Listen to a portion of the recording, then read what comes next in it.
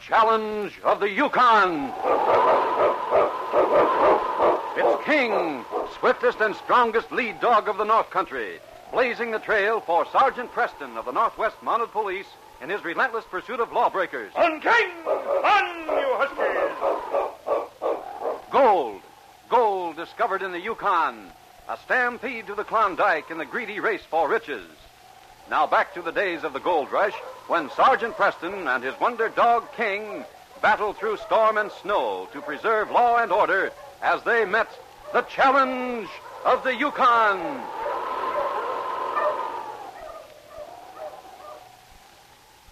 Tim Anderson had come down from the north with a trapper to the village of Stewart's Crossing. As he started into the roadhouse, he heard a familiar voice. Hey! Is that you, Tim Anderson?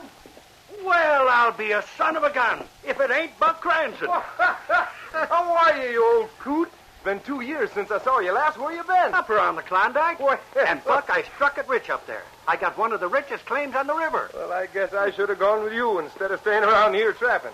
What are you doing down here if you got a rich claim up there? I'm going back to the States and spend some of my money. To sell out? No, I got a partner. He's working it for me. I'm planning to go on to Ogilvy and catch the boat as soon as the ice breaks up and she starts running. Well, pretty lucky, I'll say. Come on over to my cabin. There's no sense in you staying here at the roadhouse. We can do a little celebrating. Well, thanks, Buck. I'd like that. Where do you live? Just down the road a ways. Here, let me carry your pack. Well, that'll help. Matter of fact, I'm packing so much gold in my money belt, it's about all I can do to carry it. I got to lift this far with a trapper friend of mine. Thought maybe I'd buy a dog team and sled here if I could. Yeah, I doubt you'll get one. Dogs are mighty scarce around here. Well, maybe I can get one in the next town. I figured I'd sell it again before I took the boat. You better plan to stay here a couple of days with me and rest up. Then you won't mind the trek by foot, huh? Well, might be a good idea. I can take my time. It'll be at least a month before the boats start running, and I can get to Ogilvy a lot sooner than that. Yep, here's my cabin. Yeah. Quite a comfortable cabin you have here. Make yourself at home. I'll rustle up some supper. Yeah, thanks. Maybe we can go to the roadhouse afterwards and join the boys. I'm kind of tired tonight, Buck. If you don't mind, I'd like to turn in early. Maybe we'd better wait until tomorrow to celebrate seeing each other again. Sure. It's up to you. The following evening, Buck and Tim sat before the stove swapping yarns. And so that gold claim turned out like all the rest. And I'm trapping for a living. Well, that's the way it goes. Have another drink, Tim. No, sure. Yeah. Yeah, thanks. It's kind of late for visitors. Hello, Buck. Muskie, how are you? Come in. I see your light. I just get back from trap line. I'm glad you stopped in. I want you to meet an old friend of mine, Tim Anderson. This is Muskie John. Hello, Muskie. Have a chair, pour you a drink. How about another one for you, Tim? Don't mind if I do. Muskie here is one of the best trappers in the territory. That's how he got his nickname. Well, how's trapping this time, Muskie? Oh, good. Plenty good catch. Well, I shoot moose on the way back. Good for you. Where'd you get him? Cross Lake on Ogilvy Trail. Hey, that's the way I'm heading tomorrow. It's quite a long trek around the Indian Lake, isn't it? Oh, a long way around, but not so far across. Yeah, but it's too dangerous crossing it this time of year, isn't it? No. I crossed today. Ice very thick. Save 10, 15 miles like that. Well, I'm glad to hear that. I was planning to follow the shore around. No use of doing that if you can go straight across, especially if you're walking. Good thing Muskie stopped in. It'll save you lots of time. Right. I don't know much about this territory, but if that ice held up under Muskie, it sure will hold me. He's bigger than I am. Oh, me come across with dog team, heavy load of furs. Ice plenty solid. Nobody knows more about this country than Muskie. He acts as a guide to hunters and newcomers who come in from the outside. Yeah, I'll take his word for it. Say, my head feels kind of funny. What's wrong, Tim? You haven't gone soft, have you? You've only had 3 drinks. I can't imagine what I guess I'd better lie down. Well, here, let me help you. Now, come on. Get over here. On the cot. Never had a feeling quite like this. Oh, I guess I made your drinks too strong. Now you just lie back and rest.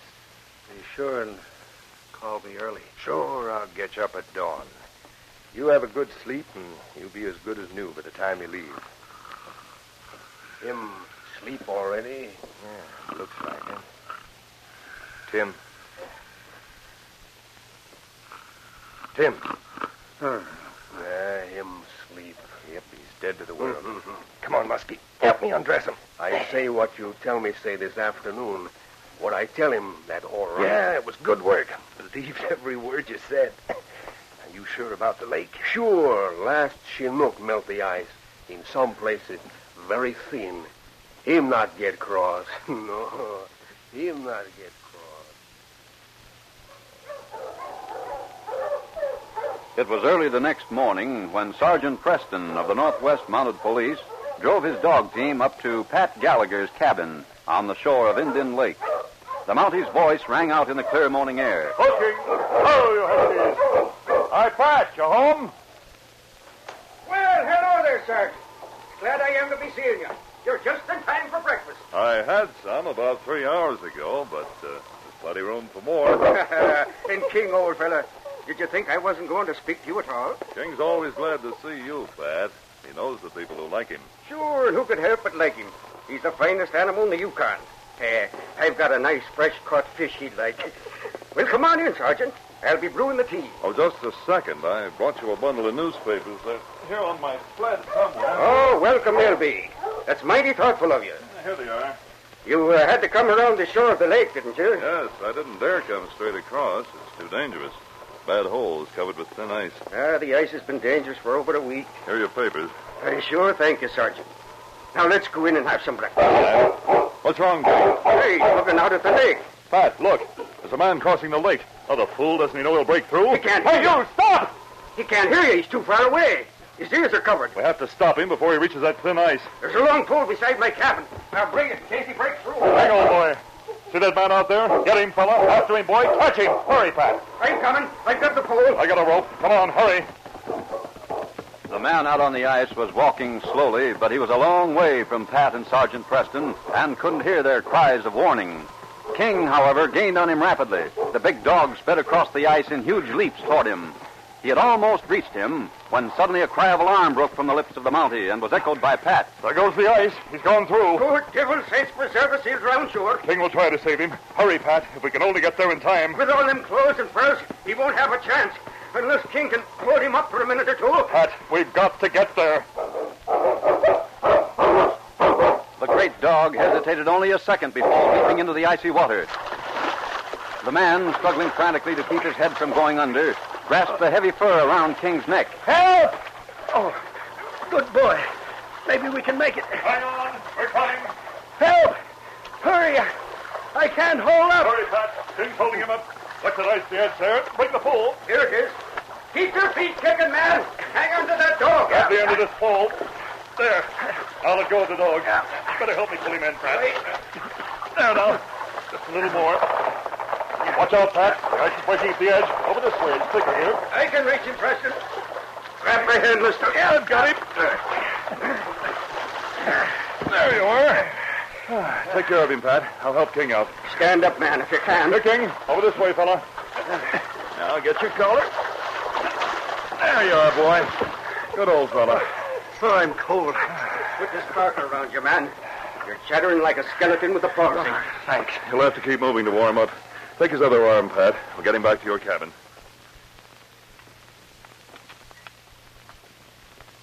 Well, here you are, Tim. Drink this hot tea. It'll warm your insides. And keep that blanket wrapped tight around you. It'll take quite a while for your clothes to dry. I'm still pretty cold. Thanks, partner. That helps. You'll be no worse for a bath. I'll bet that's the first you've had since winter started. Yep, you're just about right. How's King doing, Sergeant? Oh, he's all right. I've rubbed him down, got the ice off his fur. I sure owe my life to that dog. Gosh, what an animal. I've never seen one so strong. My clothes would have sunk me in a minute if it hadn't been for him. He held me up. Let me hang on to him like that. King has saved a lot of people from drowning. That he has. He's the smartest dog I ever saw. Tim, why in thunder did you ever try to cross that lake this time of year? Everybody knows how dangerous it is. Well, you see, I'm not from around these parts, and I don't know much about the country here. But last night I stayed with a friend of mine, and during the evening a half-breed came in and said he had just came across the lake and was safe. Oh. Well, can you imagine such a laying spalpeen? There ain't anyone come over this lake in almost 2 weeks. Well, he said he had. Of course, I wanted to save time, so naturally I tried it. Well, I should think your friend would have known better than to let you try. Who is he? His name is Buck Cranston. You know him? I've seen him around. Yes, and so have I. Well, maybe the breed just figured I needed a bath. Guess I ought to be grateful for being alive. Sergeant, what would you take for that dog? I think maybe I ought to retire him for the rest of his life as a reward. You couldn't buy him for any kind of money, Tim. Anyway, being retired wouldn't be a reward for King. It sure wouldn't. There's a dog that likes action. Oh, gosh, I ought to do something for him for saving me like that. Say, hand me that wet money belt, Pat. I know just the present I'm going to give him. Well, sure, I'll get it. Back on my claim, I found a nugget once that was shaped just like a dog's head. I was going to use it for a watch fob, but now I want it fastened on King's collar, just like a medal for bravery. Well, here's the belt. Sure, and this alone must have almost sunk you. It's almost too heavy to lift. Yeah, I got it packed with gold dust and nuggets. Wait till you see them. Why? What? Hey, somebody's robbed me. What's wrong? There's no gold in here at all. It's all lead bullets. Maybe you better tell me where you stayed last night and just what happened. I stayed at Buck's cabin. He had quite a bit to drink, and I went to sleep early. Just after that half-breed came in. Huh? Well, did you have that much to drink? Well, now that I think of it, I don't believe I did. All of a sudden, I just couldn't keep my eyes open. Sounds to me as if they slipped your knockout drops. You mean Buck deliberately... How well did you know Buck? Well, I knew him a couple of years ago. We were never the best of friends, exactly. But after a man's been alone as long as I had, he's glad to see anybody he's ever seen before. You weren't in very good company, Tim. I'll say you weren't. I didn't like to say it before, when I thought he was a good friend of yours. But Buck Cranston is no tin angel. Then you think he planned to send me across that lake after robbing me? That's obvious, Tim. He probably had it all arranged with the half-breed. He must have told Muskie to come in and tell that story about crossing the lake. Is that the half-breed's name? Muskie? That's what Buck called him. You know anybody with that name, Pat? Nope, never heard of him. Neither have I. Trouble is, Tim, you have no proof they took your gold. Anyone else in town know you had it? Well, only Buck. You're right. It would just be his word against mine. That's right. And you can depend on it. Buck will claim you lost it to him at poker. You'll have no proof that you didn't. Anyway, you can't identify gold. The only way I could identify it is by that nugget, shaped like a dog's head. The man who has that is the thief. When your clothes are dry, you'd better come back to town with me. We'll go straight to Buck's cabin and make him find Muskie. Perhaps we can make one of them talk.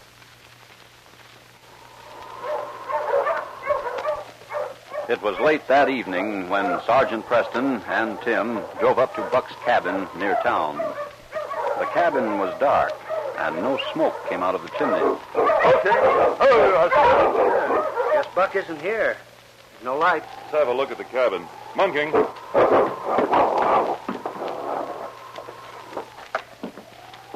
Wait till I light a match. I think we'll find a lantern here somewhere. Oh, there's a lantern on the table.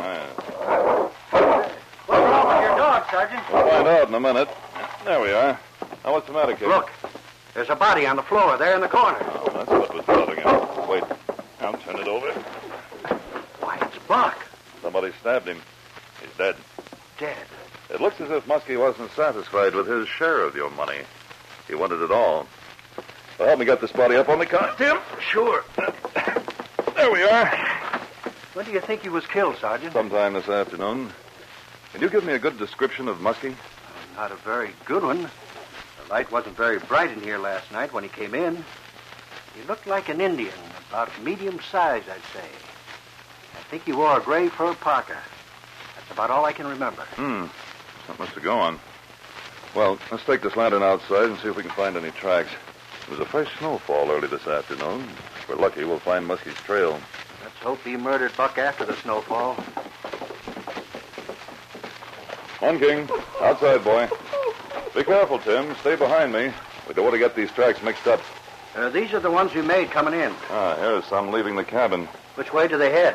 Away from town. Muskie was prepared for this murder, Tim. See?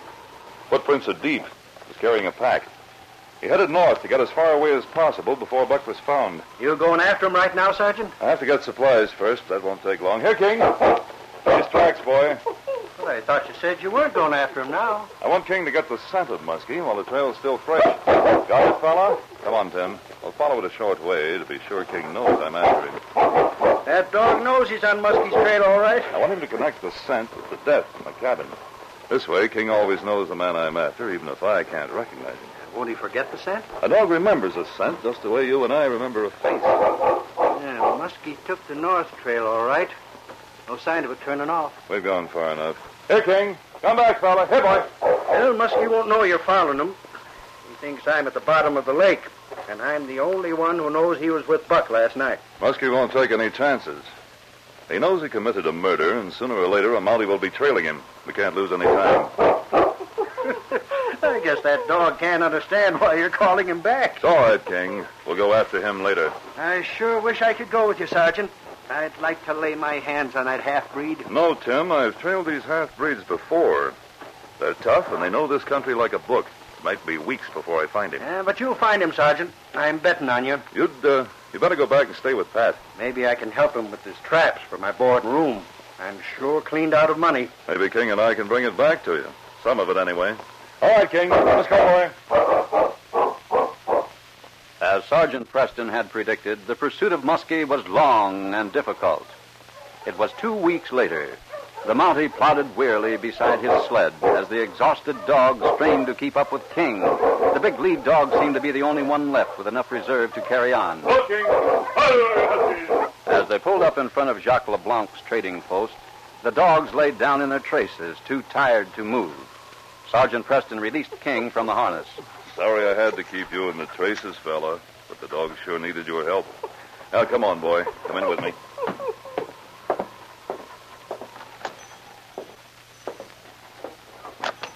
Hello.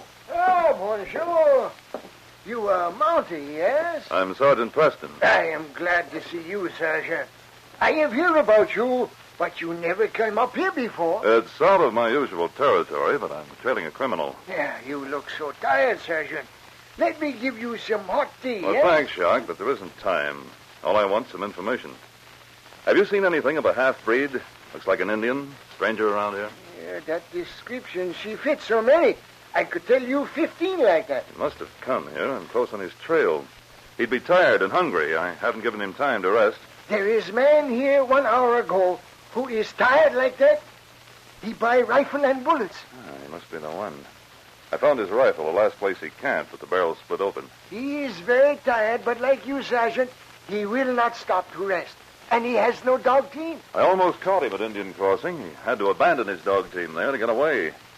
You know which way he went? We lost his trail after that snowstorm last night. I see him leave. He go north through woods. Well, thanks, Jacques. Come along, King. Let's see if you can pick up that trail again. Muskie's trail through the woods was clearly written in the new fallen snow.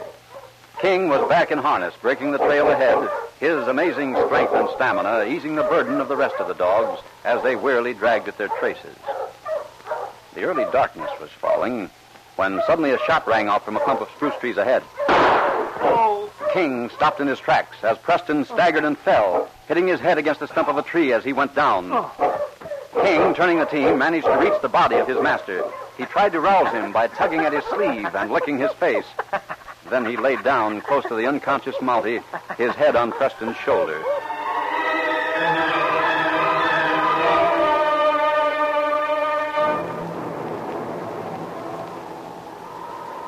Darkness had fallen when Preston regained consciousness. King was nudging him with his nose and whining anxiously. King, old fellow. All right, boy. My leg. My head hurts. Oh, never mind, fella. I'll get to the sled somehow. I've got to get under those blankets. Painfully, Sergeant Preston dragged himself to the sled, crawled under the blankets and furs, and sank into exhausted slumber.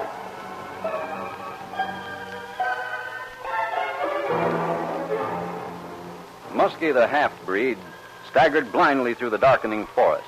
Carrying only his rifle, his face gaunt, his eyes red with exhaustion, his only thought was to get away from the man who had pursued him day and night. And then the forest ended, and a great plain stretched out before him. A short distance ahead, he saw a light in a small cabin. Even though exhausted, his cunning made him circle it widely. And when he staggered to its door, his tracks in the snow seemingly came from the opposite direction. Who's there? Me trapper. Open. Who? Me sick. Help me. Me lose way. Come in. You got food? You lie down on cot. Me bring you soup. Big Feather, my husband, him go on hunt. Me come fast and far. Got to sleep. You eat this. Oh.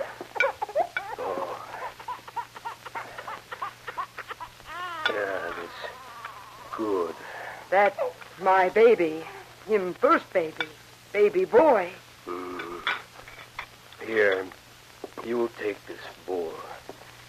You want more? Him sleep. Him look like bad man. Wish Big Feather come. As Muskie slept heavily, the Indian squaw Tila watched his evil face from her chair beside the baby, and fear kept her awake through the night. When the first streak of dawn appeared, she fed her child and stirred up the fire. It was then that Muskie awoke. Hey, how long I sleep? You sleep all night. All night. Me got to go. You give me breakfast. Food there. You eat. You go.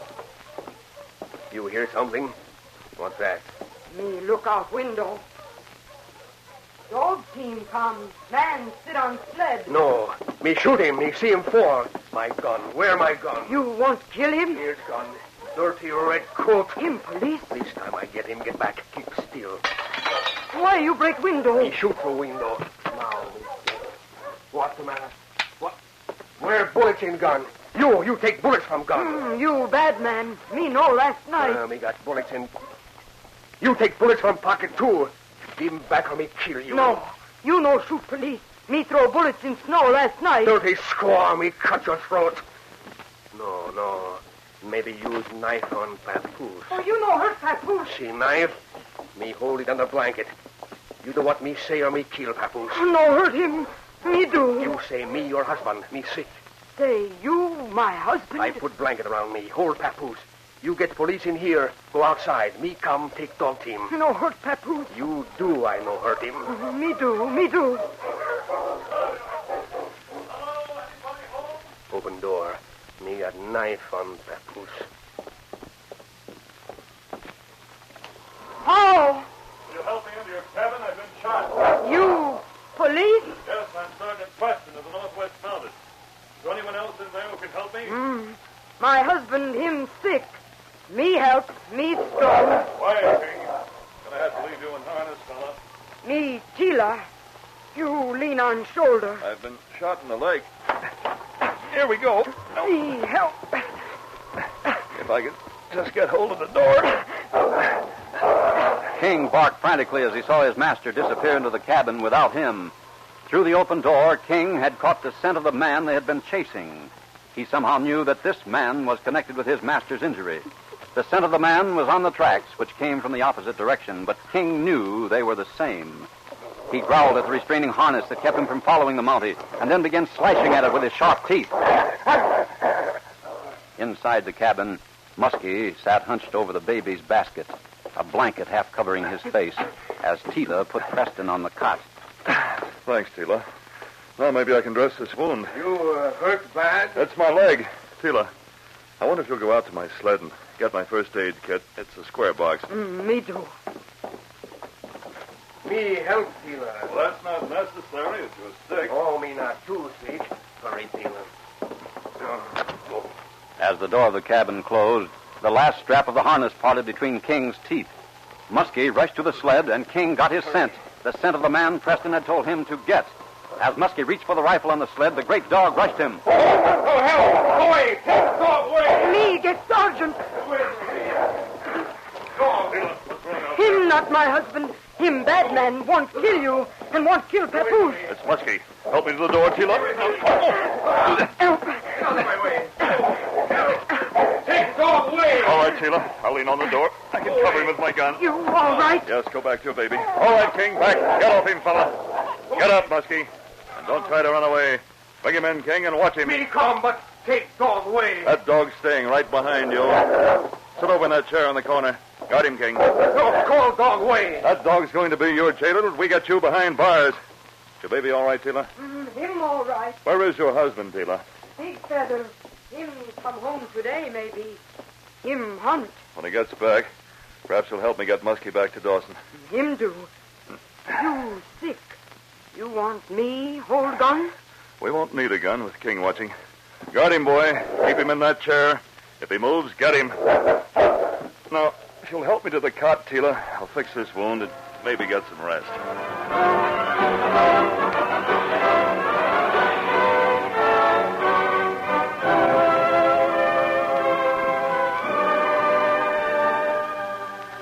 It was weeks later when Sergeant Preston again sat in Pat Gallagher's cabin on Indian Lake. Tim Anderson and Pat watched Sergeant Preston as he fastened King's collar. On the collar, a big nugget, the shape of a dog's head, gleamed in the firelight as the great dog rested his muzzle on the sergeant's knee. Well, King, old boy, you're looking mighty dressed up with this. Say thank you to Tim. Sure, and it's a nice thing for you to be doing, Tim. Getting him such a fine present. Well, he got most of my gold back, him and the sergeant. He saved my life when I broke through the ice. Little enough for all that. Well, I'm certainly glad you got that half-breed muskie behind bars. I have to give King most of the credit for that. He ought to have a nugget for every job he does. Sure, and if he did, he'd be a walking gold mine. That he would. He's worth a lot more than a gold mine to me, just the way he is. Now, there you are, boy. Your collar's all fixed. And now I guess the case is closed.